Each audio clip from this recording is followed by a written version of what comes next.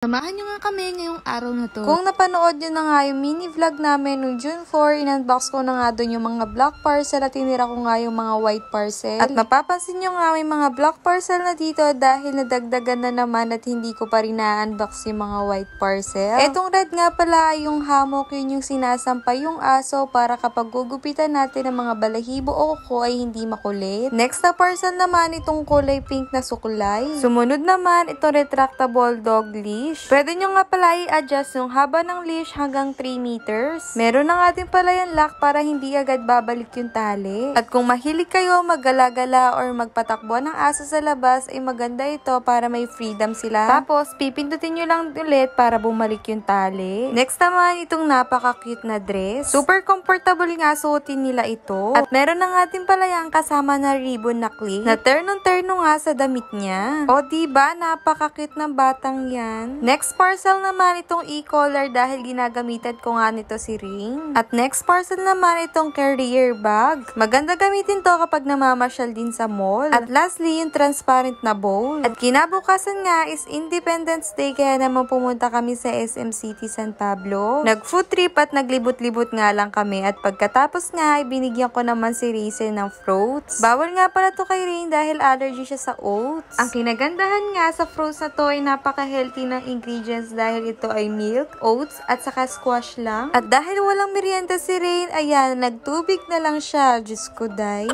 Fast forward nga, late na ako nauwi at puyat ako dahil naglalamay ako. Okay na, umuwi, umaga na. Oo. Maliwanag na. Ha, umaga na umuwi. Umaga na umuwi. Oo. Anong oo? Oh, si Raisin na yun. Oh. Late na. Sorry na. Oh, kiss mo na si Mami. Kiss na. Ay, kiss na si Mami. Oh, good girl, good girl. O, tara. Papasok na dito sa loob. At nakatulog na nga ako pagka-uwi ko at fast forward nga paggising ko ay nilinisan ko naman tong tubigan nila. At pagkatapos ko nga malinisan ay naisipan ko lagyan naman ng yelo para naman malamig-lamig yung iniinuman nila. Alam naman natin na mas gusto talaga nila ang malamig na tubig. Dahil water dispenser nga to, magtatagal ng ilang araw tong tubigan nila.